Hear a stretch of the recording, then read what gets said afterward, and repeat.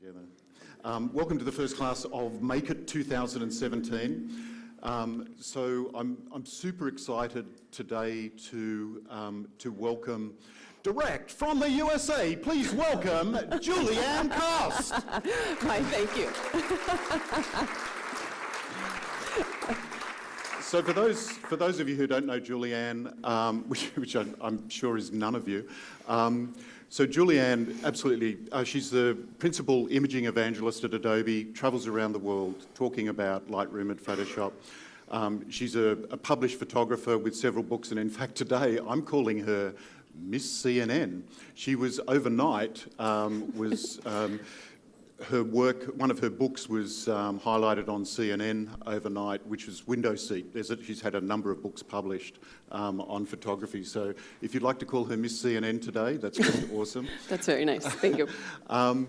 So my name's Paul Burnett. I'm the principal evangelist for Creative Cloud in Asia Pacific. I live in, although I'm Australian clearly, I live in Singapore and travel around all around Asia Pacific, again talking about photography, Photoshop and Lightroom.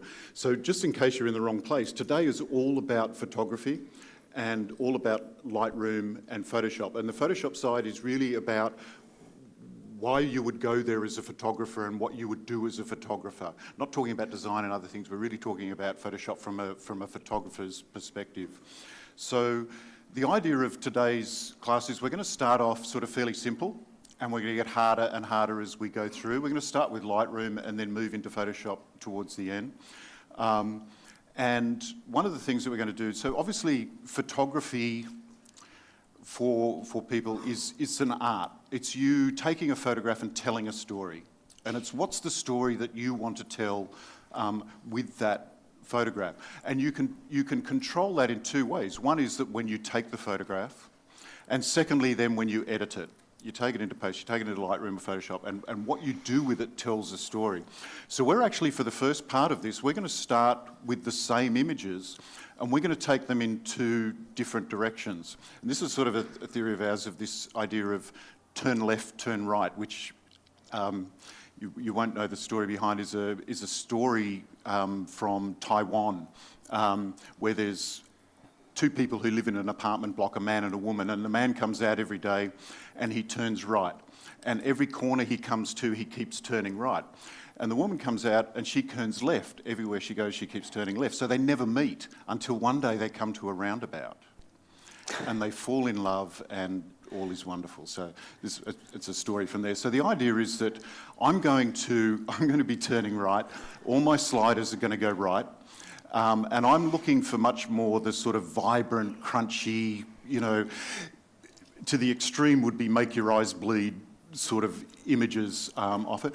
Julieanne is going to sort of move the other way, the much softer, much more sort of arty, serene style images. But we're going to start with the same images and take them in two directions. So at the same time showing you features in Lightroom, we'll start off simple, but telling a story, how you can actually take an image and decide where you want to go with it. So I think with that... Okay, so you didn't let me, so I'm going to interrupt for a moment because it's what I do, because it's where I'm from. So Paul is very modest, so please, he didn't give himself enough credit. So not only does he do Lightroom and Photoshop, he does all of the Creative Cloud apps. So his background is in design, so he comes from a very different point of view that is very good, and I'm just amazed at how quickly you've taken up photography, and the images that you guys were looking at, those are all his. He was covered by ABC, and was on the banner on their Facebook page and stuff for his astrophotography, which is very cool. So anyway, so you're going to start, right? Yep. Okay. Cool. So thanks, Julia. Let's do that. Okay. So how many of you, just to get an idea, how many of you are photographers? So you're in the right room, that's good. How many of you use Lightroom? How many of you are beginners, intermediate, advanced, the best damn Lightroom user out there? Okay, so as I said, we're going to start slow. We're going to move through fairly quickly. So first of all, I'll jump into Lightroom, and I'm going to start with this image here, which is one Julieanne took, I think, in Joshua Tree. Yep. Yep, so took it a little while ago. In fact, a lot of the images we're using today, Julieanne's photos, this one was in Joshua Tree. This is a raw image. So just to check, are you all shooting raw? Good. If you don't know what I'm talking about, if the settings in your camera are set to take a JPEG, you should really be changing that to RAW. The reason being, you get so much more information in the image that you can then push different areas, push the lights, the darks, the exposures, the colours, everything around. A JPEG is very limited to what you can do with it. So all of the images I think we're using today are RAW. Yes. We're starting with. So this particular image, I'm going to just go straight into the develop channel. So if you're sitting at the back, I'm going to try and zoom as much as I can. If you're struggling to see and I forget to zoom, please just throw something at me and I'll jump in there. But I'm just going to jump into... If you have good aim. If you don't have good aim, don't throw anything. Okay, so I'm just jumping into the develop module. You know that in Lightroom you can open and close these little side panels. If you want the thumbnails and don't. It's just to have on the screen what you want with the image as large as you want. Okay, so there are two features in Adobe products. So where would I start with this image? And always where I start is where I'm about to go now. But in order to explain that, there are two features in Adobe products which are actually named after the engineers that developed them, the software engineers at Adobe. And one of them's in Lightroom, one of them's in Photoshop. And so one of our engineers realised that when you're taking photos and you're bringing them into Lightroom, you've used all sorts of different... the guy's name's Leonard, by the way, Leonard, on the Lightroom team. And he's realised that when you're bringing images into Lightroom, you're using all different focal lengths. You're using, primes, using zooms. You bring them all at different... Every different lens that you're using has different... chromatic aberration around the edge. It's got different chroma. It's got what else? Different distortions. Different distortion on the lens. So he looked at fixing that so that you can correct that to bring them all back to normal. Get rid of all of that issue around each of them. And as I said, his name's Leonard, and the feature that we added in here is called lens correction. That is the worst joke ever. They agree. We were talking, should I try that one? The other one in Photoshop, by the way, is Philip, who developed one of the content-aware things. We call it content-aware Phil. Anyway. So first thing I'm going to do is remove the chromatic aberration. Now, this one I don't think has much on it. Up in the corners, you'll often see this where the colours aren't quite aligning in the lens up in the corners. And the other one is to enable the profile correction inside here. And because we have a huge database of lenses which we update all the time and release with new lenses in it, you can find the lenses in here. If it doesn't find it, you can sort it through. And in fact, you can even create your own lens profiles as well. So if I just do that again, you'll see that what it's doing to the lens, it's actually taking that distortion from that lens out and changing, fixing all the other issues in the lens. So that's the first thing I do. The next thing I'm going to do is jump back into just the basic panel. And you'll notice that when I did that then, I changed between lens correction and basic panel. I've only got one panel opening at once. To get that working, just go in, right mouse click on one of the panels and change it to solo mode, so that you only have one open at a time. It stops having this long scrollable line of the panels open at once. Okay, so normally when I first start on an image like this, the first thing I would do is probably do an initial crop of it. And for me, this shot should be more of a landscape, a panorama sort of style one. So I'm going to go into and just choose the cropping, crop this image down, and often when you first start doing this, the lock will be on, which is the original format of the image. If I want to change that, I can turn it off, and then I'm going to make this more of a pano. And you'll notice I'm going to use the rule of thirds a little bit, just not exactly. It's a rule of thumb, but I'm sort of going to use rule of thirds a little bit for this one. And maybe just crop in a little bit on this edge here, just that tree's a little bit distracting on the right there. I sort of like that. I'm also going to level it off a little bit. Julieanne has an issue holding a camera straight, so I'm just going to straighten this up just a little bit. And I'm pretty happy with that, so I'm going to click done. So really now I've sort of got a rough, I can always come back later and crop. All of this is non-destructive. The next thing I want to do is sort of have an overlook at, an overview of this image, and in general, start to get two things right, just in general terms. The first is the white balance, and the second is the exposure. So with the white balance, I'm actually just going to do it by feel, and Julieanne will show you some other ways to do that as well. But I'm just going to grab the temperature, and I want it, although Julieanne took this, it was obviously very brown. So what I want out of this image, I want to make it look like it just rained.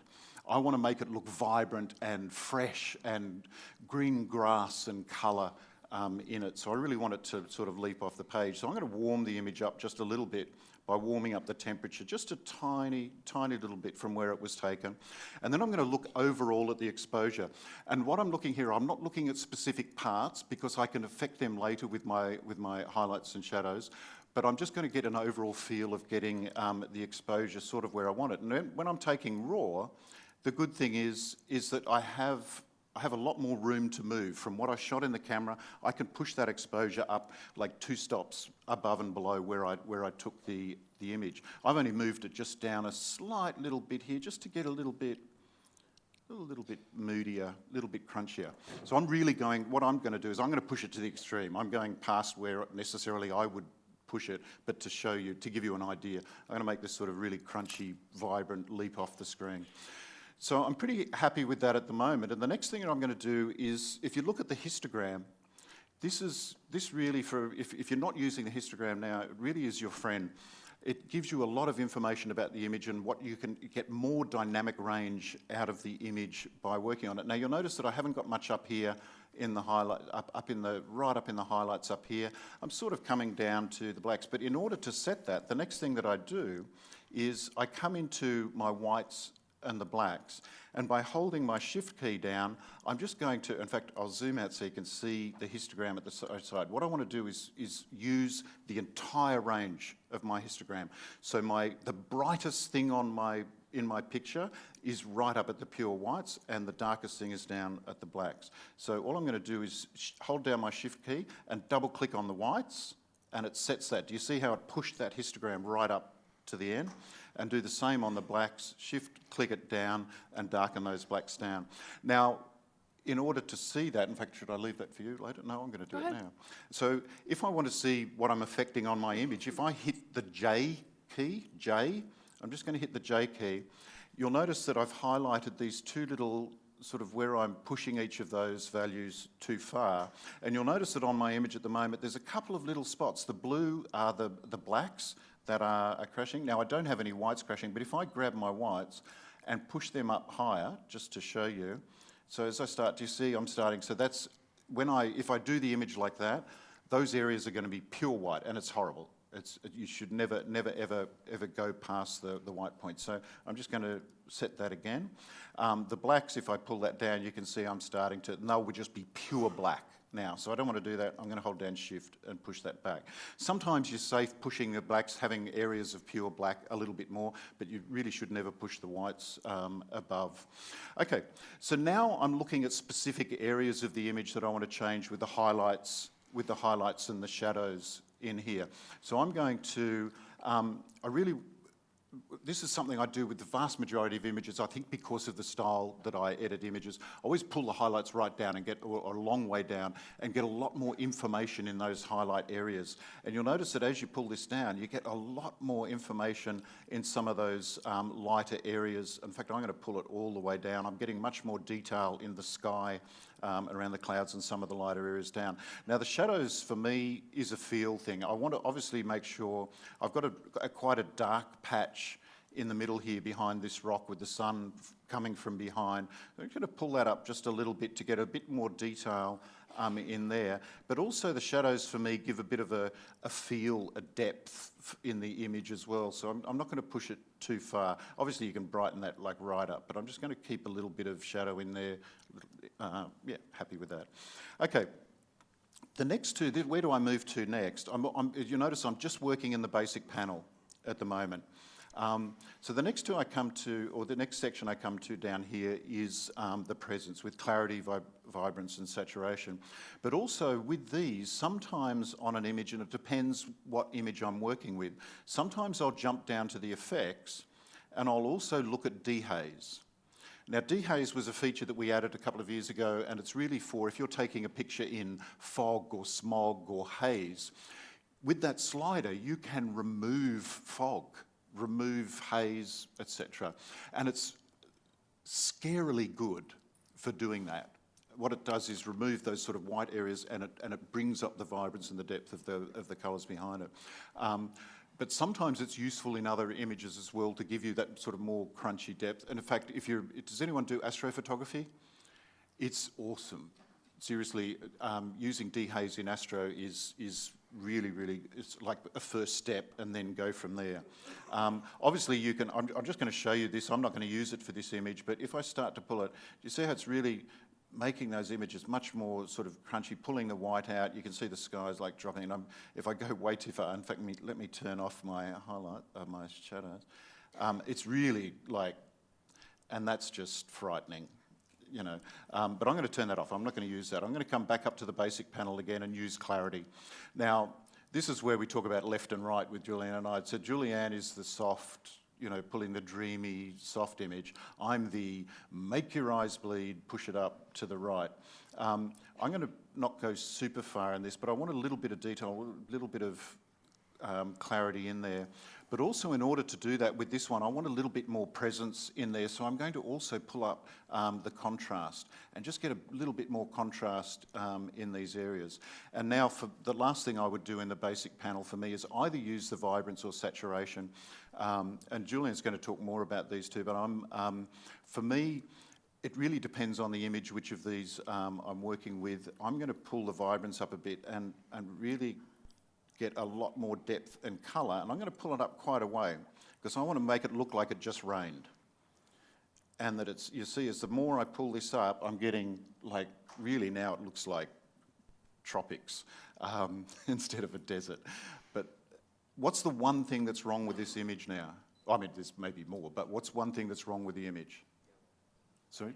The sky. The sky just looks unreal. It's like, you know, it's just too blue. In fact, if I push it even further, you sort of go, if I really want this ground to be like, the foreground to be really bright and colourful, the sky is just now really, like, wrong. And if you look at an image like that, you just think someone's just pushed the vibrance way too far. How can you fix that? How can I get that vibrant tropical foreground but not make the image look unreal? Well, what I'm going to do now is I'm going to jump out to HSL, the HSL panel, and open that up. Now, when I do this, I have them all open. It depends on you. You can just change just to the hue, just to the saturation, just to the luminance, but I do all. And what I want to do is pull that blue down, the saturation out of the sky.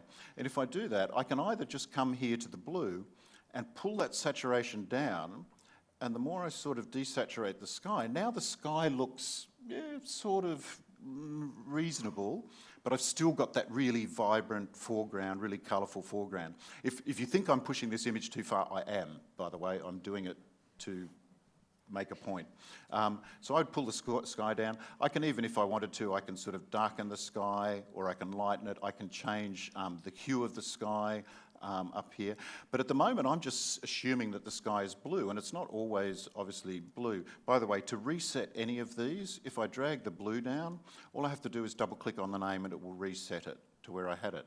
If I change a whole bunch, and I change the red and the green and the blue, I can just double-click on the saturation, and it will reset everything in that panel. That's pretty much the same with most panels in Lightroom. So I don't know that that's exactly blue. There might be some aqua in there might be some greens, etc., some magenta.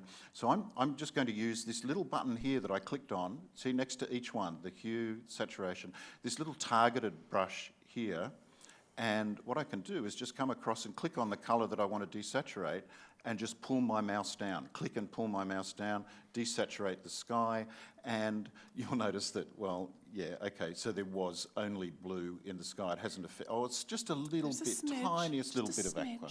Little pinch, yeah. Okay, so aside from that now, what I'm going to do, these clouds up here, I just want to be a little bit more detail in the cloud. So at the moment, I've just been working on the entire rectangle, the whole image, and everything I do is to the whole image. Now I'm going to start moving into just little parts of it and editing that. So these tools up here at the top of your panel, if you develop panel, all of these have to do with selective editing. I'm just editing specific parts of that image. And the one that I'm going to use for this is just the brush. So I'm going to choose the brush, and all I'm going to do is I'm going to make, if I use my bracket keys, my close bracket and my open bracket keys, I can make the brush, I'll do it somewhere where you can see it. Can you see the brush? A little bit hard to see there. If I zoom in maybe, and if I open bracket, if I close bracket, you can see I'm zooming in and out on those. I'm going to make a fairly large brush with a fair bit of feathering on it. You can obviously also change those settings over here in the panel. And I'm just going to select some of these clouds up here. Now at the moment, the setting, what it's doing to them, the setting that I previously used was obviously increasing the exposure of this area. So I'm just going to come around these, just do a very rough sort of area. If you want to see that, just put my mouse over the dot and you can see that's the area that I've selected, that red area there. Now I don't want to change the exposure. What I want to do is I just want to lift the clarity a little bit in those clouds and make them much sharper in that sort of area. And I don't want to affect the rest of the image too much. It's just really the clarity, just sharpen those up a little bit. And if I do it. Now, at the bottom of that panel, I've got this little checkbox here. And if I want to see, and all the panels have this little checkbox, I want to see it before that change and after that change. And you'll just see, I'm just getting, if I turn it on and turn it off, I'm just getting a little bit sharper in the clouds. The last thing I'm going to do with this image is, first of all, turn off my brush just by clicking back on the brush tool again, get out of HSL, and I'm going to come down again to my effects panel, and I'm just going to add some vignetting to it, just a little bit. Now, if I start coming down, because what I want to do is I want to draw people into the image and focus in on the center. So I'm just going to pull my vignetting down. Now the thing is here, a bit of a trick, how far should I go? Really, vignetting has a lot to do with the size that you're going to publish this image at. And I'll show you why. If I open up my panel on the left, you'll notice this thumbnail up here of the image. If I pull the vignetting down, and on the main screen I think, yeah, that's sort of okay, you can see, in fact I'll go extreme, do you see how bad it is on the thumbnail? The sizes, if you start to put it on there, so always good to know sort of how you're going to output that and maybe even adjust your vignetting depending on the output. I'm going to pull that back just a little, I just want a little bit of focus in on it, and I think I didn't crop the bottom a little bit because I've got a little bit of out there, so let's just crop that again. And okay, I think it's just using the basic panel and a couple of other little bits and pieces. I've pushed this extreme, and if I want to see what that was like before, that was the before shot, and that's the after. I mean, it's really vibrant, it's really crunchy. I've pushed it too far, but that's my story. It's going to be the leap off the page, and it just rained image.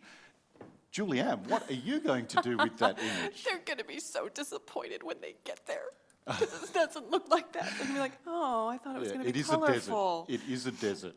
It is a desert. So this is what I'm going towards is something more like this. So that is the original, and this is what we're heading towards. So I'm going to reset mine. And what we discussed is, as I go through this, instead of just repeating like all the same stuff, I'm going to go ahead and try to give you some shortcuts, so for maybe some more intermediate to advanced folks out there. And for the beginners out there, I just want to say, like, don't sweat it. Like, don't worry. So I do have a blog, and so if you're already tired of taking notes, you can just write down blogs.adobe.com/jkost, right? And I'll just zoom in on that right up there, blogs.adobe.com/jkost. And the reason being is that if you're like concerned, like, oh my gosh, they're going through so many shortcuts and everything, if you just do a search for just even the word updated, Lightroom CC tips, tricks, or do a search on my blog for quick reference guide, you will get this 20-page document of all the keyboard shortcuts and everything. And you can just download it. It's a PDF, and you know, someone asked me my favorite, so I just said, oh, well, my favorites, gee, you know, what's your favorite color? All of them, I guess. So anyway, just know that that is up there. And then also on that blog, on the right-hand side over here, this is where, if you're interested in Lightroom Mobile or Lightroom Web or Lightroom video tutorials, they're all online here. And I will even confess that before I give my talks, a lot of times I actually watch my own videos. Just as a little refresher, but that's actually not the startling point. The startling point, I think, is when I actually see myself say something that I've never known. Like, I'm like, what? I didn't know that. I've never known that. All right, anyway, so how would I attack this image? Well, first of all, I actually have my default set a little bit different. I got tired of going in here to lens correction and enabling the chromatic aberration and enabling the profile corrections, which removes the lens distortion. So I just set that as a default. So the way you would do that is you would actually reset the entire file, like everything. You don't want to have any white balance adjustments. You don't want to have any exposure adjustments. You don't want to crop your image. You want to reset your image to its default state and then just check on these two options. And then we can come over here to develop and you can set the default settings so that from now on, any image that I import into Lightroom will automatically have the chromatic aberration removed and the lens profile applied. But Julieanne, what happens if I change lenses? That's an excellent question. So what happens is we just look at the metadata and we say, oh, you have a different lens. We'll apply the profile for that lens and camera maker model, and so we'll do the right thing. You do have to do this. If I go to set default settings, you'll notice I do have to do that for each camera model that I have. So if I do have two different camera models, I'd want to set it for one and then come in here and set it for the other one. Now, unfortunately, this scares everyone away. Please note that these changes are not undoable. Really? Because if I click update and then I come back in here, I could always restore them. So that's quite curious. All that means is that you can't use Command Z or Command Z in your language to undo those changes. So that's what I do. So I update to the current settings, which means these two options are automatically turned on. Every image that I import from now on will automatically have chromatic aberration deleted and the profile correction done. So good, I don't have to do that. I mean, some of you might shoot with wide-angle lenses and you're shooting for that look, but I do that so rarely that I would rather go in and just remove the settings from those 10 photos than have to apply it to the 10,000 that I want it applied to. All right, so then I'll use the crop tool. So still, how many years? 10 years, and I still tap the C key, which takes me to compare mode. We all know that the correct keyboard shortcut for cropping is R for crop, because it's great. So once I select that, I have an overlay. You can choose the different overlays if you want to. If you just tap the O key, it will actually take you through the different overlays. We can also access that from just going underneath the tool menu right here and then crop guide overlay. This is what I'm cycling down through. For any of you who actually use Lightroom to sell your work, like in a sales room, we do that a lot in the US for portraits, senior portraits and stuff. A lot of times people find that their clients don't really understand aspect ratio, so they might say, oh, well, I would like that as an 8:10, but you know that you have photographed it at a 2:3 aspect ratio. You guys understand that you're going to need to crop some of the image. Most normal people don't know that or don't have a good idea of how much they would need to crop for the different aspect ratios. So if you ever need that, just a preview of different aspect ratios, you can come in here and you can choose the aspect ratios that you want to display. And then when you select aspect ratios, you can see that it says, okay, well, if you order this as a 5:7, we're going to need to crop out all of this area and all of this area. Or if you want this as a 4:5, you're going to have to crop out a lot more. So it's not doing the crop for you. It's not setting the aspect ratio. It's just helping you to show someone else, hey, this is what's going to happen if you order at that aspect ratio. The other thing that I do, I don't actually like them on all the time, so I'll go to Tool Overlay, and instead of always showing, I'll say Auto Show. And that way the overlay will only show when I'm actually dragging any of the anchor points around the image. So yeah, I'll just crop this down a little bit. Oh, you didn't show. Cycle. No, I did. I tapped the O key to get through that. But the lens correction, did you show upright? No. This probably isn't the I'm going best. to, though. You'll do it in the next one? Okay. All right, we'll just wait for the next one, because I actually don't mind this. I mean, this is a wider angle lens. I guess I could try to straighten the Joshua trees, but to me, I'm okay with it. I like that look, so I'm just going to continue on. So next thing I do is white balance. So we can tap the W key. That selects the white balance tool. The nice thing is even if I'm in the grid view, like if I'm in the library module, you can go to the develop module by tapping the R key for crop or the W key for white balance. So a lot of our keyboard shortcuts actually take you from one module to another so that you don't have to go all the way up to the develop option here.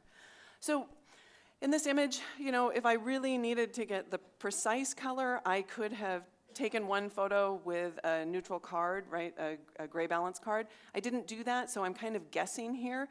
A lot of people guess that the cloud should be neutral, and of course, wherever I click with this eyedropper, it will set that to be neutral. But I actually think that makes this image look a little bit too yellow, because if you think about it, these clouds are quite wispy, so we're seeing some of the blue sky. They're a little bit translucent, so when I do take a measurement off of them, I just think it makes it a little bit too yellow, so I would come in here and probably say, no, let's go a little bit bluer in here for me. That's just a personal choice. I also like it to auto-dismiss, so I typically turn that on. There's a lot of people who like to, click and click and click, and what would that look like?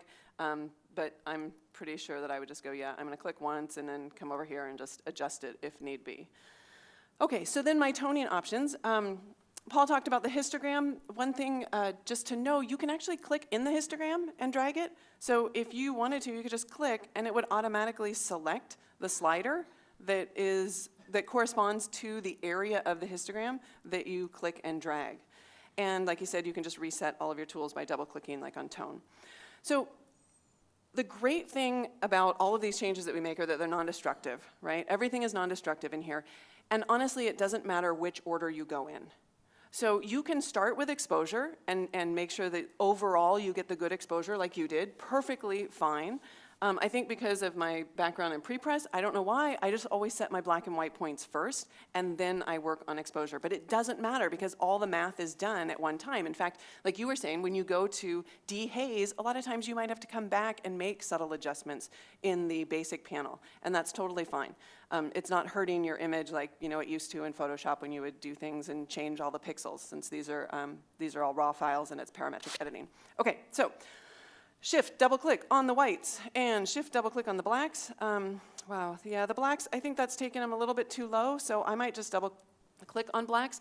The reason being is I really want to flatten out this image, right? So it, to me, has a lot of contrast, and it just happens to be, this is the time of day that I was in this scene, and there's not a lot you can do with it while you're photographing, but we know from the darkroom days, if any of you guys were in the darkroom days, that you could change your developer and the time and the temperature, and then you could use different papers to print on. So essentially, that's what I'm doing right here. I'm going to say, I really want to take my highlights down. That's going to help flatten. I want to take my shadows way up. I'm flattening my image. I can even go to contrast and take my contrast down, right? So that I can see into my shadows. And it's just, to me, it's flattening it out. It's the feel of this image. It's a dry desert. It's dusty. I don't want this high contrast. So just to point out the difference between contrast, clarity, and dehaze, if you look at the histogram, when I do contrast, look at how much of the histogram moves, right? So it's basically taking the center of the histogram and pulling it out towards the edges. That's going to be lowering or increasing your contrast, right?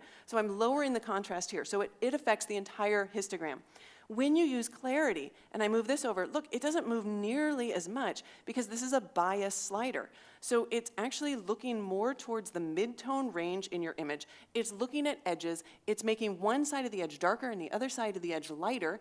What else does that? Sharpening.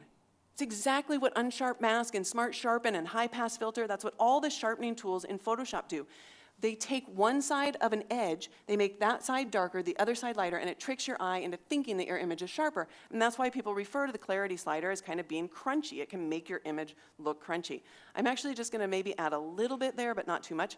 And then finally, with the effects, under dehaze, now watch the histogram. Look at how much the left side of the histogram is moving when I make these radical adjustments, right? Because it's assuming that if it was a foggy day or there's a lot of smog, you don't have a lot of black or darks or shadows in your image. So it's trying to elongate the histogram down in that area.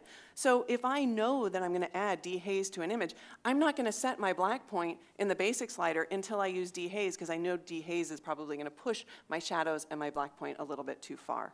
All right, so again, in here, I don't want dehaze on this image. That's just personal choice. All right, so we're back up to the basic panel.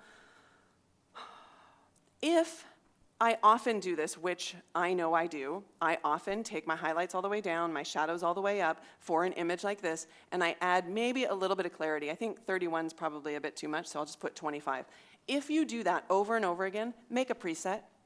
There's no sense wasting your time going in there and moving these sliders into the same formation again and again. So you would make a preset over here on the left-hand side, right here under the preset area. I have a ton of them here, and all my presets are available on my blog. They're not rocket science. It's just ways to convert your images to black and white or add split toning. But you would just click on the plus icon and say, hey, this is my, this is like my snap preset. The hardest thing you'll do is name your preset. All right, and you'll just go in here and say, you know what, I just want it to bring down my highlights and bring up my shadows and maybe add that clarity. And just add it in your user presets or create a new folder. All right. Okay, so we create a new folder, and I'm going to also choose process version just in case in the future Adobe changes the process version or they update it. This would keep these settings locked in for this process version, so I would get the same result. And then I can just hit create, and it has added that over here. You can see there's my new folder full of presets, so that when I go to another image, instead of having to change all those sliders, I just tap the preset. You can even add this preset when you're bringing files in. So when you're importing files, and you can also add them in the quick develop in the library module.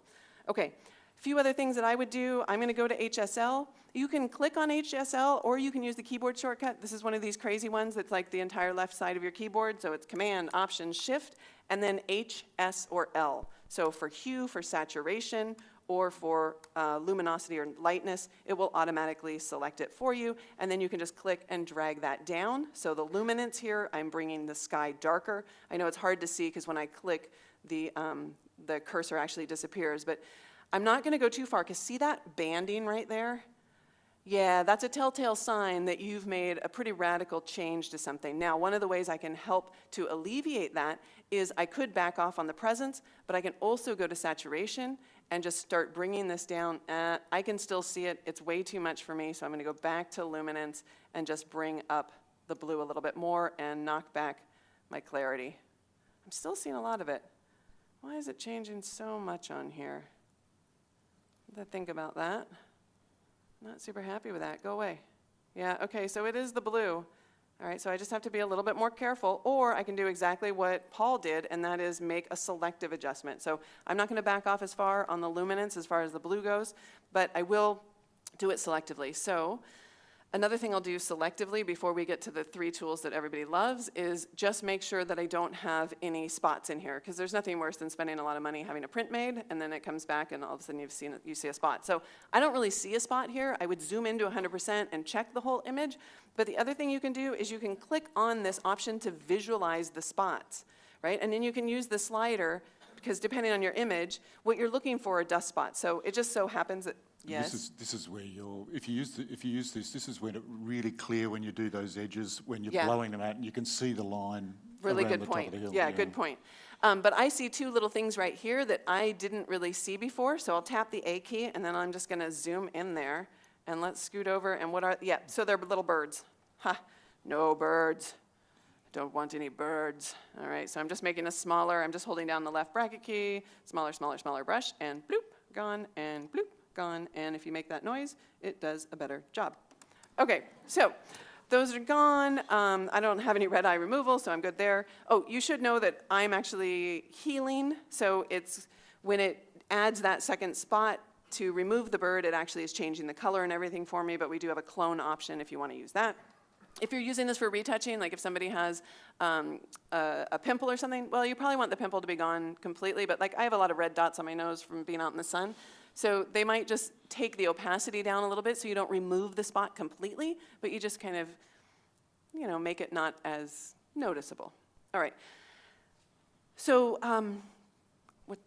how are we on time? Okay, so I need to hurry up. So we're just going to go here, and I'm going to use my graduated filter. I'm going to actually draw in 2 of these. I'm going to draw in 1, and I like to reset the tool. You'll notice that I've got multiple sliders set right now. So what I do is I just double-click the word effect. That's how you can reset all of the sliders that you have in your local adjustment tools. And then I'll just click and drag over, just a wee bit, like that. And then I'm just going to take my exposure down just a smidge, just darken that area of the sky. And then I'm going to click and bring this one down. Now, if I wanted to, again, I'm just bringing the exposure down a little bit, but look what happens. If I tap the O key, we get the overlay. So not only am I darkening down the sky, I'm also darkening down the rock in the foreground, right? So what I might want to do is switch right here. I'm not going to switch to the actual brush tool, not the selective or adjustment brush, but within either the graduated fill or the linear fill tools here, look, it says new, edit, and brush.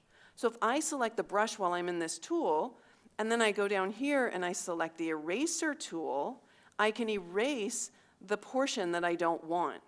So because I want this to be kind of soft and not a really sharp edge, what I might do is I might take the flow down.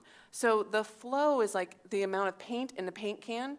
You know, when you press on a spray paint can, this is what the flow is. Are you pressing really hard or are you pressing really lightly? So I'm going to press lightly.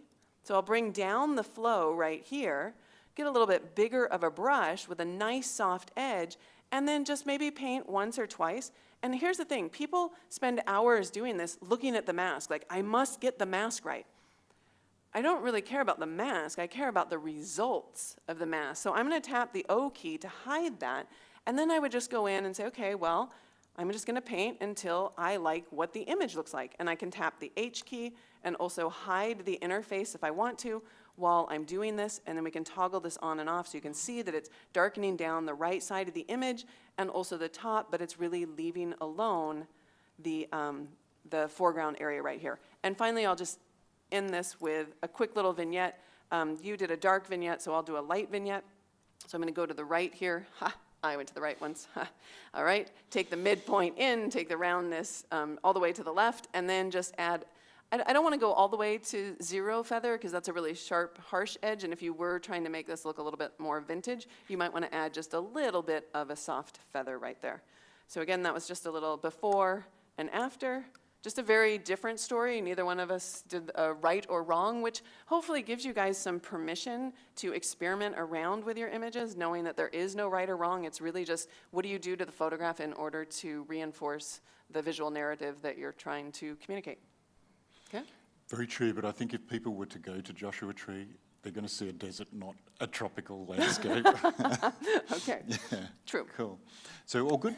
All good. Okay. Your turn. So I'm going to jump back over to my laptop, and I'm going to work on this image that Julieanne took in Bodie Ghost Town. Yeah. Tell us a little story quickly.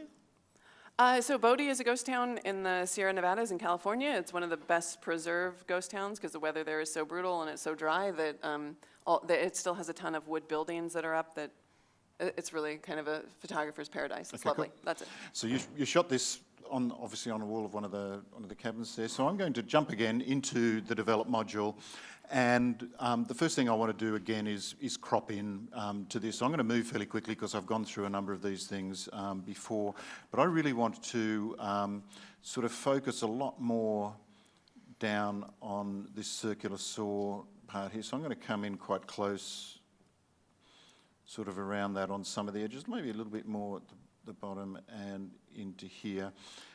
Happy with that, click done. But then what I want to do as well is just to show you the tool, not that I'd necessarily do it with this image, but often if you go out and especially if you're doing street photography, doing buildings, any architecture where there are straight lines, you're standing on the ground and you take a shot of a building, you get back and the building is aiming up at a curve. So there's a tool in Lightroom, the transform window. So if I open this up, a whole bunch of controls inside here. See if I can get both on the screen at once. So this is looking to try and straighten the lines. And in the effect, if you were doing street photography, standing on the ground, you take a building, in effect, what you're doing is almost lifting yourself up to halfway through the building so you're looking straight at it, which is sort of cool. So it's distorting the image out. In this one, I could do auto, I could do the vertical lines are full, but what I'm going to use on this one is guided. So this one over on the side here, which is the guided controls. When I choose that, I can come across to the image and I can start to look for what I want to make straight lines. Now, as I said, I wouldn't necessarily do this image this way, but I'm going to say, well, that should be vertical. So I'm just going to click once and drag down that line and say, okay, that should be a vertical line. And across over here, this should be a vertical line. Now, this works with vertical or horizontal, doesn't matter which. So as soon as I select a couple of those, do you see how it straightened it out? So it automatically just lifted it as though that whole thing was absolutely straightforward. Not, as I said, not something I would necessarily do with this image, but just to show the point. Okay, so I've done the cropping already. Let's just go back to basic panel and turn cropping off. Okay, so again, what I want to do with this one is the thing that's interesting for me in this one is the rust and the red and that information. I want to pull the rest of it back, and I want to pull that detail and rust and the colour out of that. So although I'm going for a more vibrant result, I'm also going to sort of subdue the background a little bit. So again, I'm going to just warm it up just a little bit, just to get a little bit more, and I'm only doing little fine changes here, just to try and get a little bit more sort of depth and colour in the metal area. The exposure I'm sort of pretty happy with, so I'm not going to play with that. Again, I'm going to set my white points and black points just straight away, holding the Shift key down.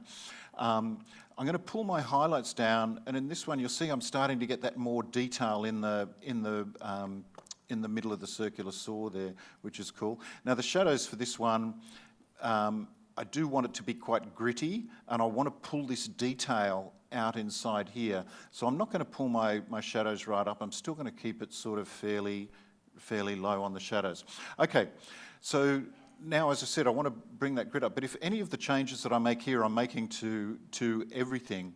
So if I pull the clarity up, I'm increasing the clarity on this area here. Anywhere where there are differences in colours, it's doing the edges, as Julieanne said, and the same on the wood. So I'm affecting the wood quite a bit there as well. So I don't want to go sort of too far. Now, I want this vibrant, but I want to pull this back so all the focus is on the middle. So I'm actually in this going to pull the vibrancy down. And I'm going to get the wood to about sort of where I just want to pull that back a little bit, but I've lost all the detail on here. So what I'm going to do now is use another selective tool. Now, as Julieanne said, these we were talking about before, I'm going to use the radial gradient. So these two tools here actually replicate filters that you would buy for your camera. So the linear gradient and the radial gradient, you can buy filters to put on. So if you take a picture of the horizon, the sky, you pull the exposure of that down and then have it come down lighter. So we're basically just doing that in post rather than doing it with a filter on the lens. So I'm going to use the radial filter, and just right from the centre, I'm just going to pull out that area that I sort of want to work with. It's fairly feathered, so I'm not sort of cutting into the wood too much. Again, I've pulled the exposure up, but you'll notice that here what I'm working with is the outside of that radial gradient. I don't want to work with that. I want to work with the inside of that. So I'm going to invert, just come down here and invert that mask. So I'm actually working on the inside of it now. And what I really want to do in here is I want to increase the clarity of that area quite a bit. I want to make it quite sort of crunchy, and I'm going to pull the saturation up in here quite a bit as well. And yeah, try and get a lot more sort of detail in there. Okay, sort of happy with that, not super happy, but that'll do. Okay, turn that off. The next thing I want to do is really bring these reds and oranges out. So again, I'm going into the HSL, and I'm just going to grab that red and really pull that depth of that up. I want to pull the wood back further, so I'm going to go back to my basic panel and just pull that vibrancy down sort of even further a little bit. Yeah, I'm not as happy with this as I was before. Never mind. Yeah, I'm going to pull the wood up. So one way of doing this is if I've got the oranges in the wood there, I can come down to HSL and then start to pull the orange out of the wood, but I'm losing a bit in the thing as well. That'll do. I think it's this. If you ever come back to one of these selective filters, you go to the radial filter, come back, you'll see the little dots and you can put multiple ones on. So if I start again now, I'll create another one, but I want to go back and edit this, just click on it, and that's now the selected one. And I'm maybe going to push that even a little bit further, get a bit more contrast and a bit more depth in there, pull the clarity up. And I'm going to go crazy on the vibrancy in that area there to do it. That'll do. I'm not as happy as that as I was when I worked on it before, but that'll do. So again, using selective areas, pulling certain parts of the image out and not others. Okay, awesome. All right. So, thank you. So I don't think I need to go through the lens correction stuff again. So what I've done is I've actually created snapshots. So at any point in time, when you like the state of your image, if you think you might want to go into a different direction, or like what I do when I present or demonstrate, I will sit here and I will actually say, okay, well, here is a snapshot. So when I import the file, I'll click the plus icon and I'll make my first snapshot. Then I'll do like lens correction and I'll make another snapshot, just so it's easier for us to go through it. The cool thing about snapshots is if you do take this photo into Photoshop as a smart object, all your snapshots come across. So you could have like one image that has a color image and a black and white image and a sepia image, and if you happen to work for an art director, we all know what art directors do. They change their mind. That's actually the definition of an art director, right? So that's good. You should always give them something to fix. That's my secret for you today.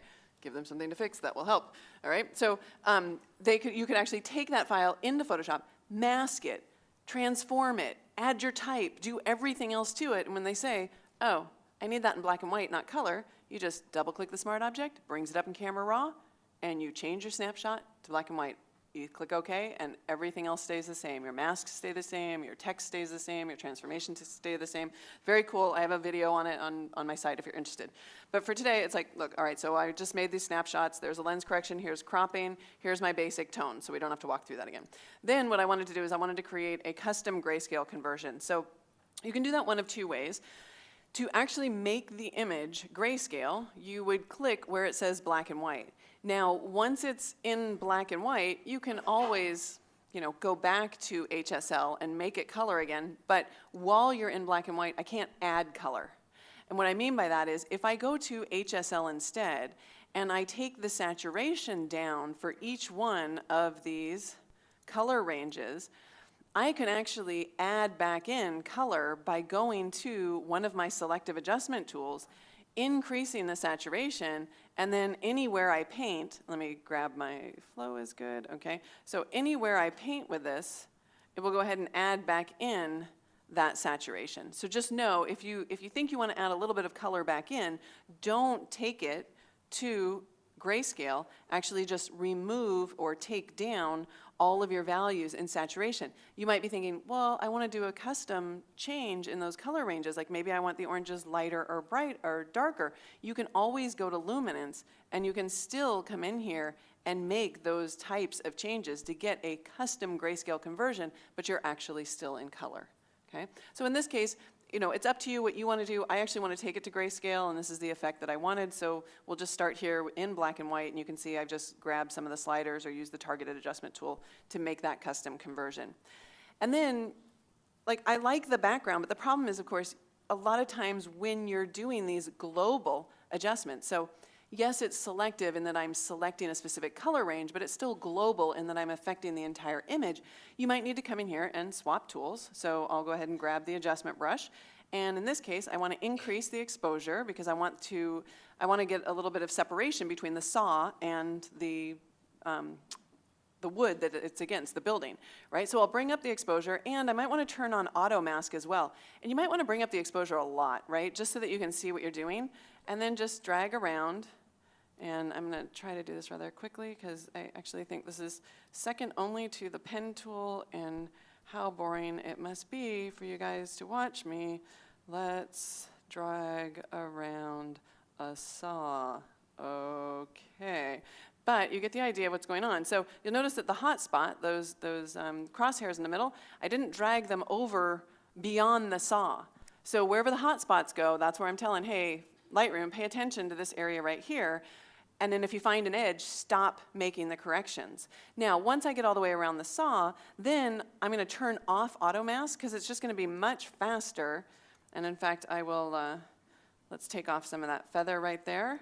And now I can just paint in the inside there. And if I ever paint too much, like if I didn't want that center point, we could just hold down the Option key. That gives me the ability to toggle automatically to the eraser where I'm going to bring up the flow and then just paint right around there. Okay, so obviously that's too much, but by putting such an extreme amount on the tool, I can see what it is I'm doing, and then I can go ahead and back off, and maybe I want to add a little bit of contrast in there, and maybe a little bit more exposure. Okay, I also don't like the little paint drop there, so I'm going to come in here. It's just kind of distracting, so I'll just click and drag. So you know that the clone and the heel, you can just tap and that'll set down a circle, but you can also drag and then it'll go ahead and drag out your paint stroke. And sorry, I have that hidden, but that's what it's doing. There's the area that I painted and then the area, the destination or the source area that it's using to fix, which of course we can always move around and reposition if we don't like. Okay.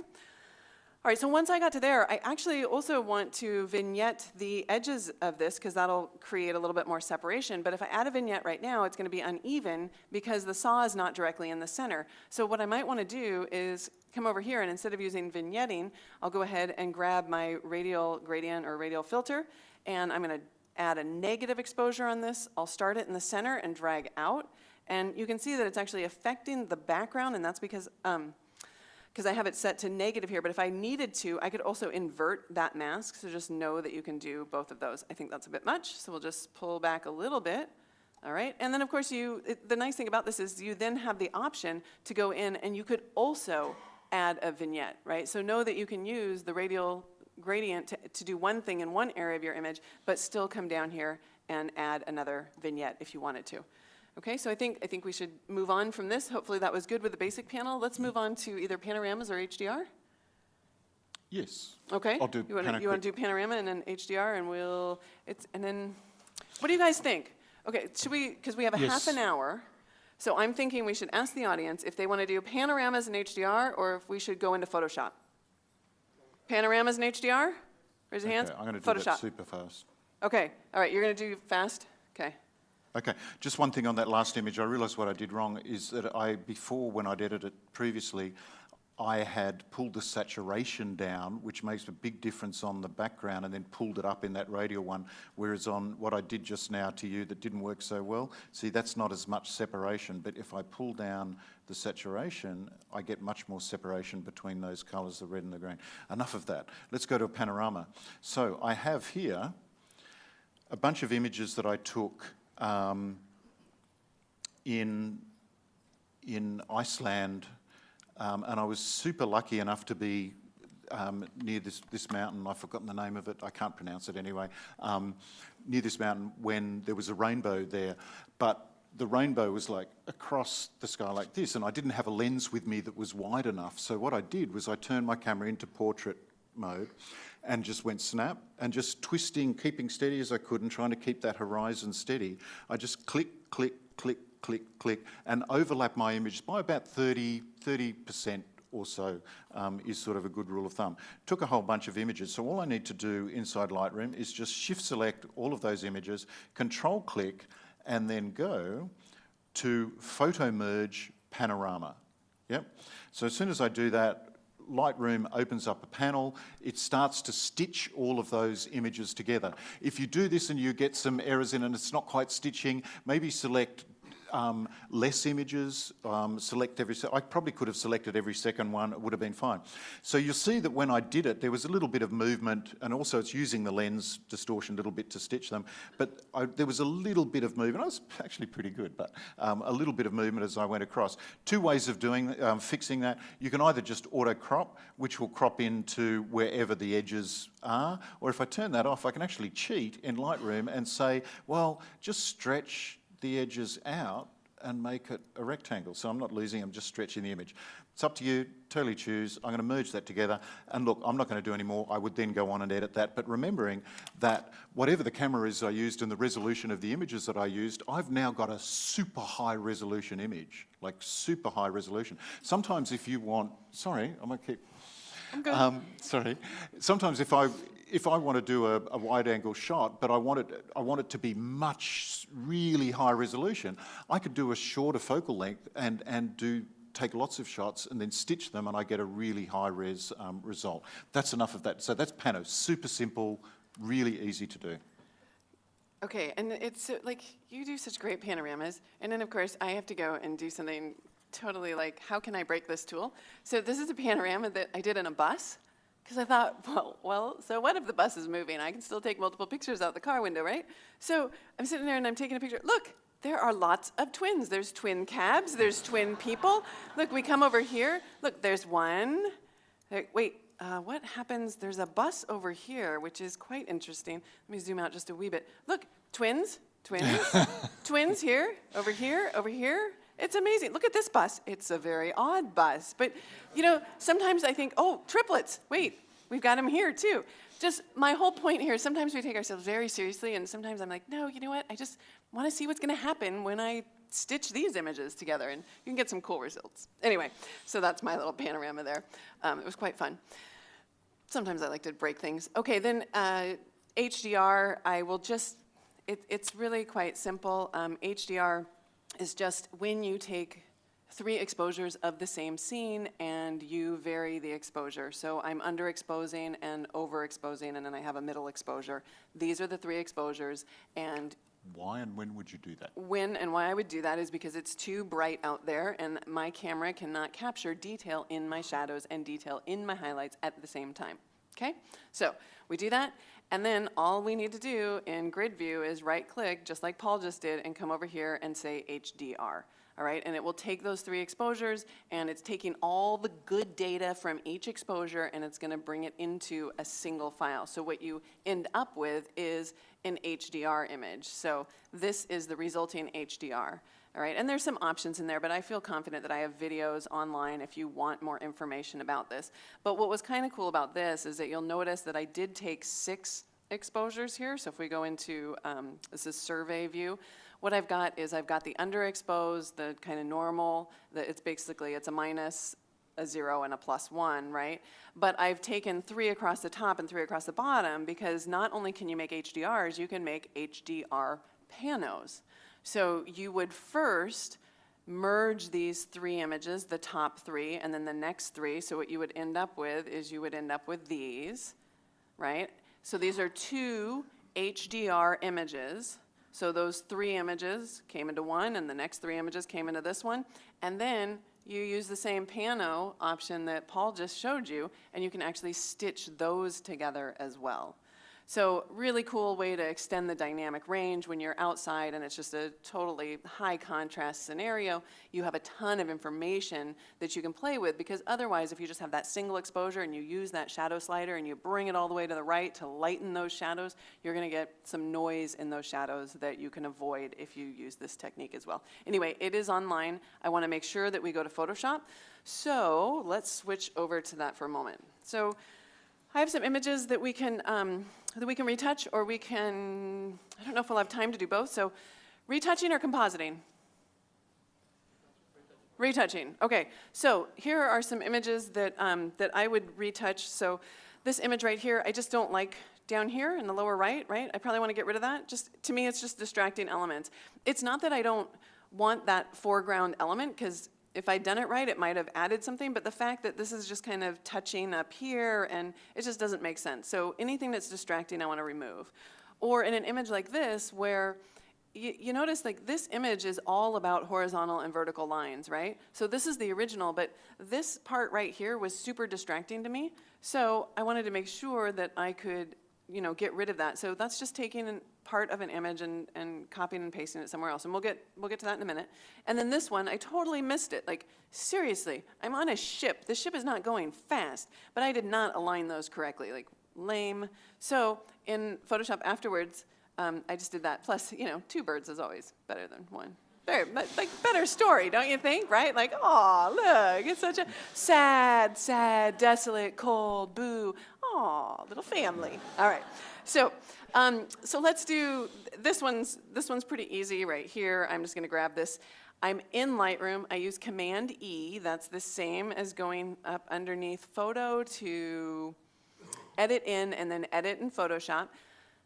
What Lightroom hands off to Photoshop depends on your preference, right? So you could go into your preferences in Lightroom, go to external editing, and you can choose what you want. Do you want it to hand off a TIFF or a PSD? Do you want ProPhoto or Adobe RGB? I'm going to choose Adobe RGB right now, 16-bit, because I want that extra information in case I do need to go in and make some kind of elaborate mask in Photoshop and lighten or darken areas. And in resolution, I personally prefer 300. So these are my defaults now. And I really don't like that it renames the Photoshop file with a dash edit. So I come in here and I set up my little custom naming convention, which you just go here to edit. And basically, I want the original file name, right? So I have my raw file name. Now I'm going to have my PSD file name, and it's just going to have an underscore ME after it. That's just for master edited. It's not me. No, it's just master edited. So, all right, so we'll close that. And let's open this. So Command E edits in Photoshop.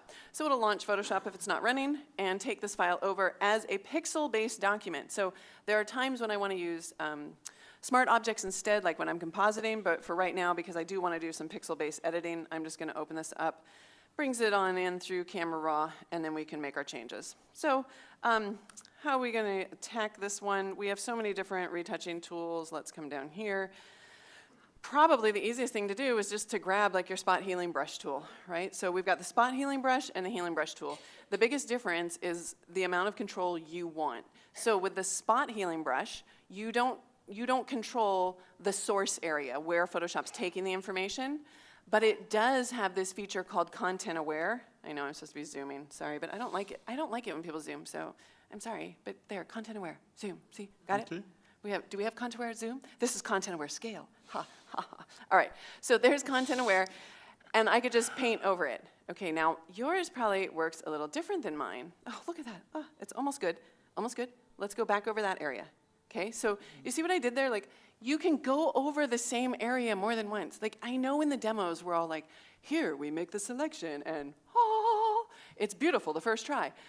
That's because we pick good demo files, right? But honestly, like, if it can get you 90% of the way there, any of our retouching tools, that's 90% you don't have to do. And then you can go back in and redo those little areas. So it has content aware. Yes, this is going to be a joke. Oh, what, right there? This? I didn't even retouch over there. You did? No. You ruined it. I didn't retouch over there. Do you guys know that you can do this? Do you guys know, look, this is gonna, now I'm gonna be a total liar, liar, pants on fire. I don't think I touched this area. I'm gonna circle it and I'm gonna fill it with history. Do you guys know you can do that? Like if you mess up in one area, like you're retouching and you're zoomed in and you're like retouch, retouch, retouch, and you've had way too much caffeine and then you move on to somewhere else in your image and then you zoom out and you're like, blah, what did I do over there? You don't have to like undo, undo, undo, undo, undo. You can just select that area and fill it. Oh, I did retouch that area. Anytime? Anytime. Thank you for noticing that and pointing it out to everyone. All right. So that just shows me, I wanted to show you another way that we could retouch this area. So thank you so much. I'm going to do it instead of using the spot healing brush, I'm going to use the patch tool because the patch tool will help me guide it. Like, because it's content aware with just the regular one, but I actually want to direct it and say, hey, can you grab the same kind of texture from up here and then just blend in those colors a little bit better? So are you happy with that? I'm happy. Are we okay with that? I'm All right. happy now. He's probably an art director. Okay, I know I have to be careful because in other countries people are more polite than we are. So I assume like, oh, we're in Texas. Okay, so wait, there was something important here because with the spot healing brush, we've changed the algorithm. So you guys probably have noticed now that as you drag, it starts healing, which is great in some instances, but it's not always great. And so you should know that in Photoshop, you can go to your preferences, and there's a preference for your tools to use the legacy healing algorithm for the healing brush. So if you did like the way that it used to work and you want to go back to that, feel free to do that. I also, with most of the stuff that I did in Antarctica and stuff, I so often use the clone stamp tool instead of the healing brush just because it gives me more control. But let's see what it can do here. So the healing brush is a bit different because I get to actually tell it where to sample from. So this is when you hold down the Option key, and then we can come over here. I do not want quite that hard edge of a brush, and then we can come over and start painting and blah, blah, blah. And I don't think this is the right tool for right here, but I just wanted to show you how it works. So anyway, we can undo all of that. So then I would scoot down to the patch tool right here, and I might do this in multiple areas, right? So I might say, hey, you know what? I don't really care about that area there, because the patch tool, I just want to guide it, maybe using the area over here and see how that blends together. Okay, I think that's all right. And then I might want to come over here and just grab this area and do this. So the temptation is to come in and do like the whole thing at once. But if you just have a little bit of patience and you actually can say like, hey, okay, so maybe right down in here, or maybe we're going to come from over there and see if it can't blend it together a little bit better. So then I'm going to zoom out a bit and see if we can notice that this zoom percentage. All right, let's grab the whole rest of this real quick so we can move on to a different file. I just really was trying to show you the differences between all these. We'll go ahead and grab that, and I can still see something there, so you get the idea here. Come in here, I can still see that there. All right, so we're doing okay. I think we are, because then we zoom out. And the thing is, a lot of times if you stare at it and you stare at it and you stare at it, you can still see it. But the key is, can you zoom out? And then once you zoom out and you zoom back in, can you see it? Right? Because no one's going to sit there and do before and after, before and after. They're going to look at the final image. So can you see it in the final image? Okay, so that's one way to do it. Those are kind of the little retouching tools that we have as far as the healing brush and that goes. Now, I want to do one other one, and then I'll hand it over to you. So I think for time's sake, we'll do this one. So let's go ahead and I'll just open this one up. Again, I'm just opening this up as a pixel-based file, because one of the things that I notice, especially with beginners, is when they're making their selections, if they wanted to move this over, you know, like they'll come in with their lasso tool or something, and they'll try to select the actual iceberg right here and try to move that over. And then more often than not, they're going to you're going to notice it, right? So what if instead, and especially in an image like this, what if you took just a huge, really generous amount of information and copied that up, jump it to its own layer by just going to Layer, New, and then Layer via Copy, so Command J, right? So now I basically have the bird on the iceberg right there. J for duplicate. Duplicate. All right, and then we use the Move tool, and then I just move this over, right? So now, let's say it's aligned right there. So now all I have to do is just, well, you can do one of two things. I can add a white mask and then paint off the edges, or I can add a black mask and then paint in the iceberg and the bird, right? So if I add a white mask, if I just click on the mask icon right here, then all I need to do is grab my paintbrush and get a kind of large brush here, and I'm just using Option Control. That gets me a larger, smaller brush when I drag, or it'll change the hardness of the brush. Okay, and I could come in here and wherever I see an edge, I can just paint away that edge. And because there's such a high frequency image, meaning that there's so much detail around here in the waves and stuff. Now, I would want to go into 100%, but you get the idea that all I've done is paint that away. Then what I would do is I would Option click on the mask and say, yeah, there's probably a hard edge there and there's probably a hard edge there. Or just turn off the background layer and make sure that, like in this area right here, that there are no hard edges, right? So, because that you would probably see, especially if you zoom into 100%. So I'd come around here, just making sure those are soft, and then making sure that you turn it on and off again to make sure that you don't see any repeating patterns. So that'd be one way to do it. The other way to do it would be just, you know, we've got the, did you see what I did there? I read the little dialogue that came up. I'm just saying, okay, I don't want to apply it, I just want to delete it. The other way to do it would be to add a black mask, so I could just hold down the Option key, click on the mask icon. Now that's hidden everything on that layer, right? We can't see anything on that layer. And then all I have to do is use my paintbrush, a little bit bigger brush here, and make sure that I'm painting with white, and then paint in the area that I want. So it's kind of like the difference between if you start with clay and you're building up your sculpture, or you start with a piece of stone and you're chipping away. It's the black mask, white mask, it's whichever way just makes sense to you. Just make sure that you toggle this off and you don't have any sharp edges, because right here, probably at 100%, I would obviously see that. So I might want to come in and just paint those out a little bit. And then again, use the eye icon. It is the eye icon, just in case you were wondering. It is not the eyeball icon. It is the eye icon. We've had a meeting. It has been decided. All right, your turn. Yeah, one day when you're somewhere and you're like, wow, my life is boring, What you should can be we like, call it? Julianne was in that meeting where they decided if it was the eye icon or the eyeball icon. Yes, please, go. Masking. Okay, cool. So I'm going to have a quick look at, so sort of the three reasons we're covering that you would move into Photoshop, and the first was retouching, compositing, and also selecting and masking. So I'm going to have a really quick look at selecting and masking, and I think it's different for photographers than it necessarily is for compositors.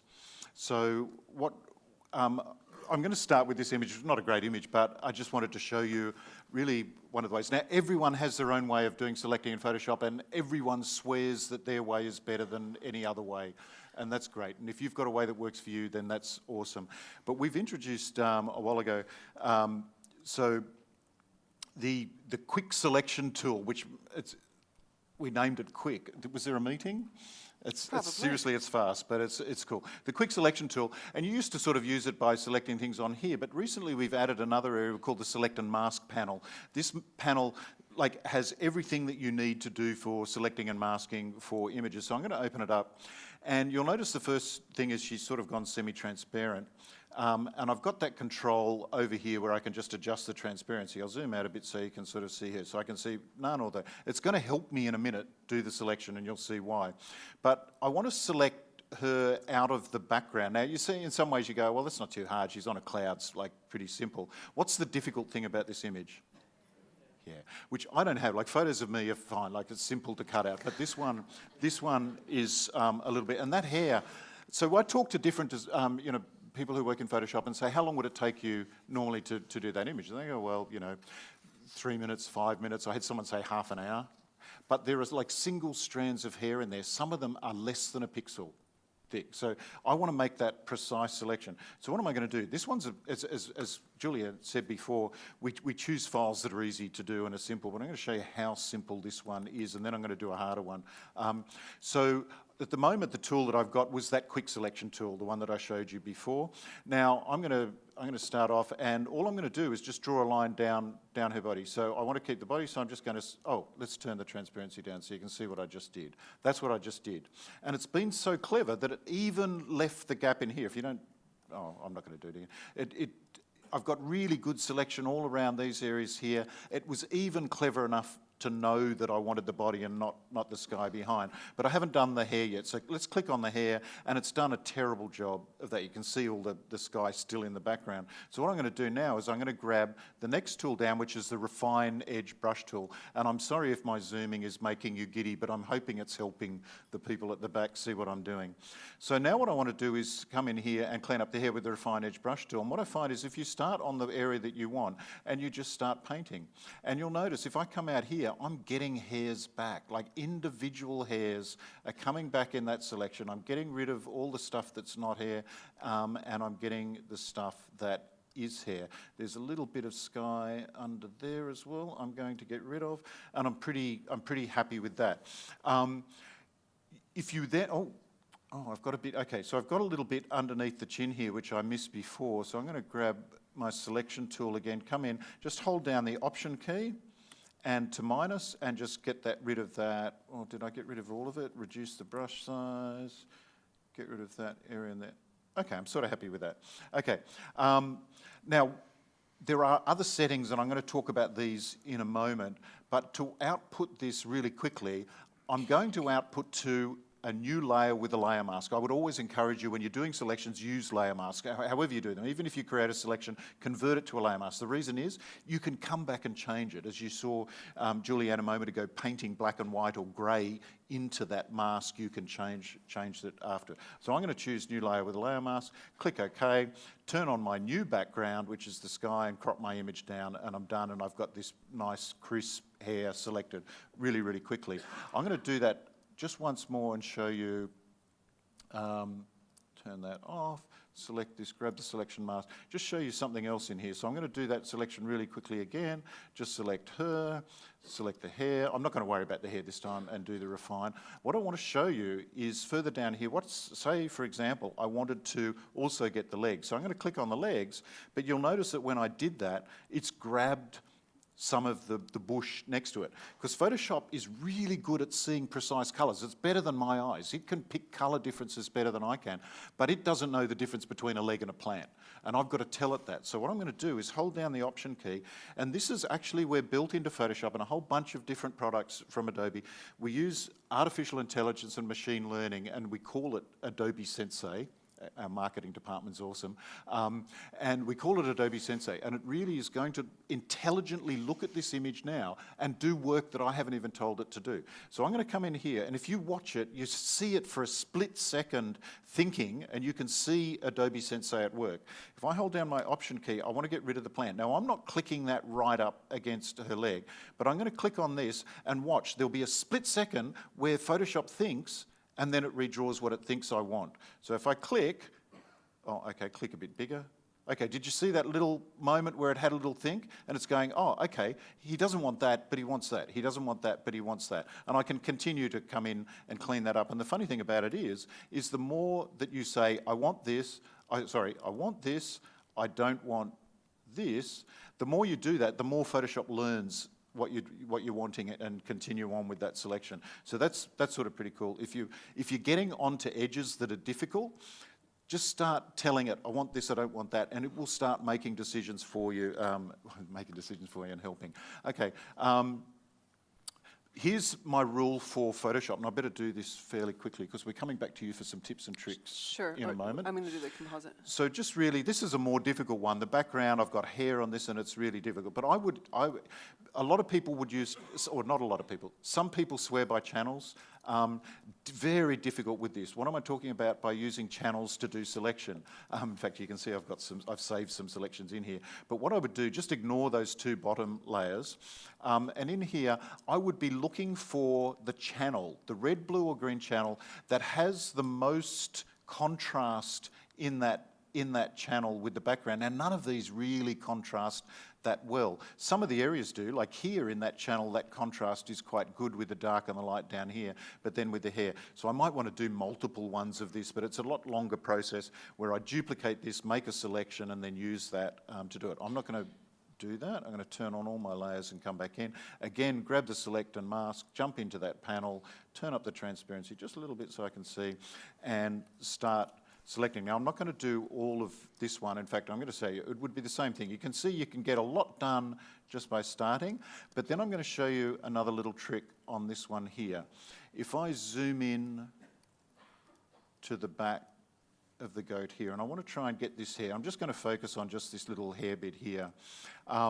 So I could use the Refine Edge brush tool and come along there, but what I'm going to do first is I'm going to tell Photoshop that I want to do a smart radius, and I want it, when I start drawing this little refine edge, I want it to start using maybe 2, 3, and this is where you need to play.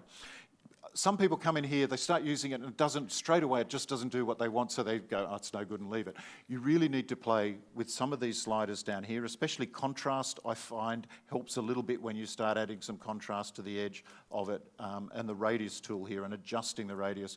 Come in here, and I can start to draw through here, and you can see I'm keeping those hairs, but I'm getting rid of it.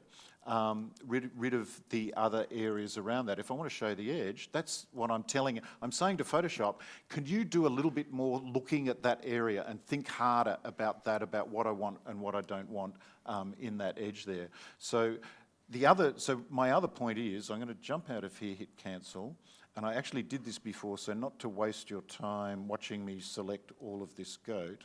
What I'm going to do is just load a selection.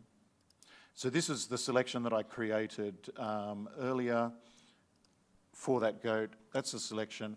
And I did that using the mask tool, and I just spent some time in there and output it. Here's my tip for photographers.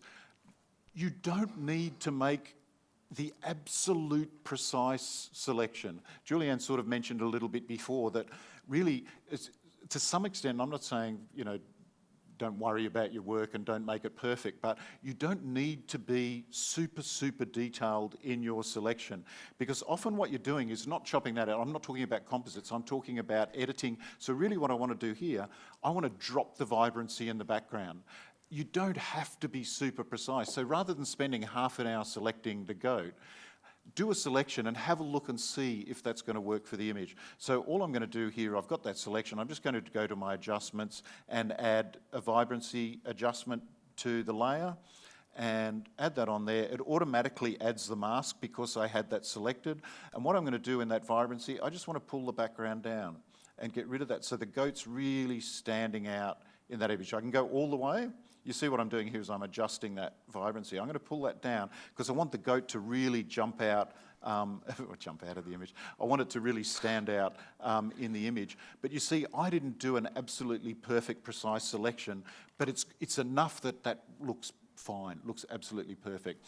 I'm going to jump back to you because you've got like a quick... Yeah, I guess the key is that I think what you're trying to say, we're not trying to say be sloppy. We're trying to say that a lot of people waste a lot of time making a mask that they don't need to make. That's all I'm saying, all we're trying to say, right? Okay, so we're going to do a really quick composite. The composite I'm going to make is this composite. Why? Because I'm going to be here when this is a solar eclipse in the United States. I'm going to miss it.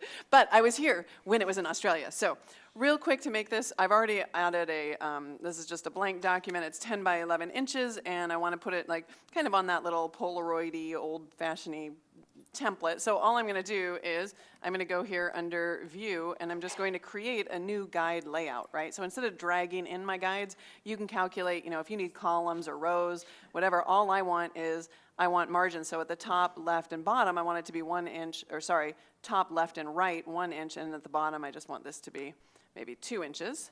Click OK. 2.5 centimeters. 2.5 centimeters, sorry.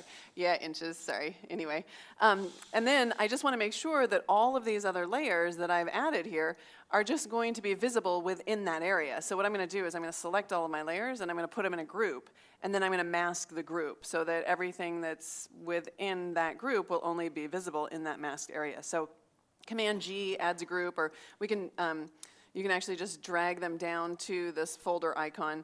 And yes, sorry, I am in Photoshop. It's just that I keep all of my panels on the left-hand side because I can't stand, it's like playing a game of Pong. You like select a tool and then you have to go to your layers panel and you come back here to the tool and then you come up here and then you go back down to the properties panel and you go back and forth all day long. I had bifocals, I couldn't do it. So I just put everything over here. So now it's like zip, zip, zoom, zoom, zoom, just like that. Ha, okay. So in my group, I grab my marquee tool and I make my little selection. M for marquee, what am I getting there? Okay, marquee, and we just drag that out. That is lovely. I promise I'll be done in 3 minutes. I'm just going to add a mask to that, because all that does is it says, okay, anything that's inside that group is only visible within that mask. So what are we going to do? We're going to transform this layer. This is the layer that has the iceberg in it, so shoop. We're going to bring that down and maybe set it down here so we have room for the eclipse at the top. Alrighty, and then we're going to grab the eclipse, right? And here's the eclipse. I just need to move that up. So I just want to get rid of all of the black and keep the white. So that's as easy as coming here and just changing the blend mode to screen, right? Because multiply would do the opposite. It would keep all the black. It's a little too big, so let's just do Command T, Control T. We'll move that up a little bit.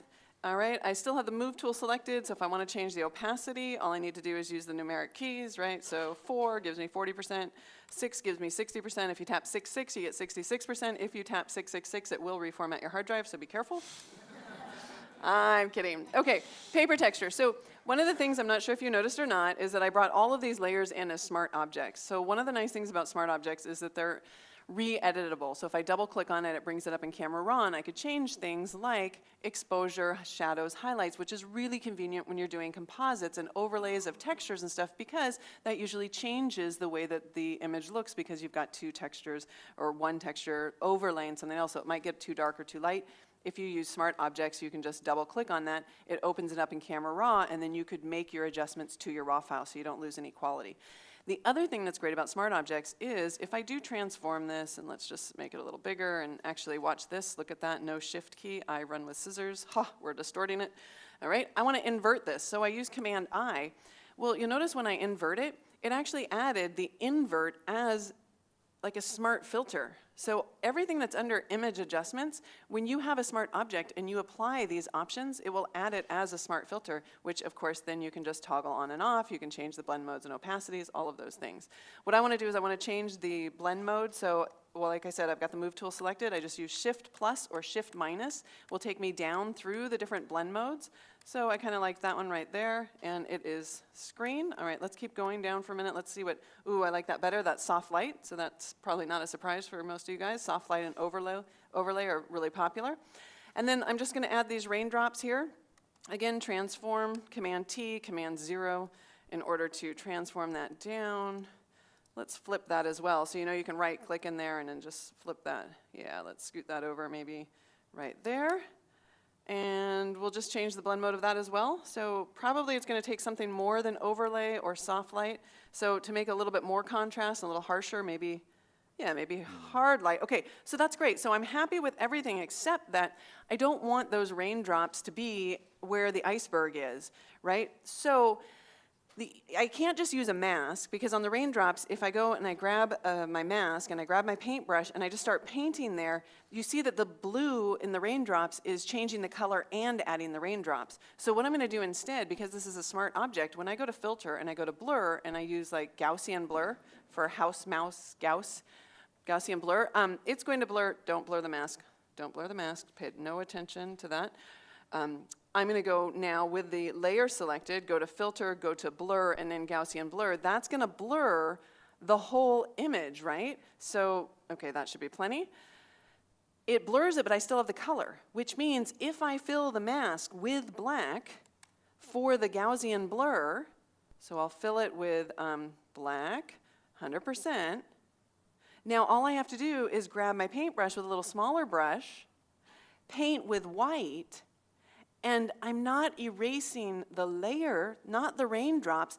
What I'm doing is saying, I'm painting with white in the mask, please show me the blur in those areas. Well, the blurred raindrops still have the blue, but they don't have the actual texture of the raindrops anymore.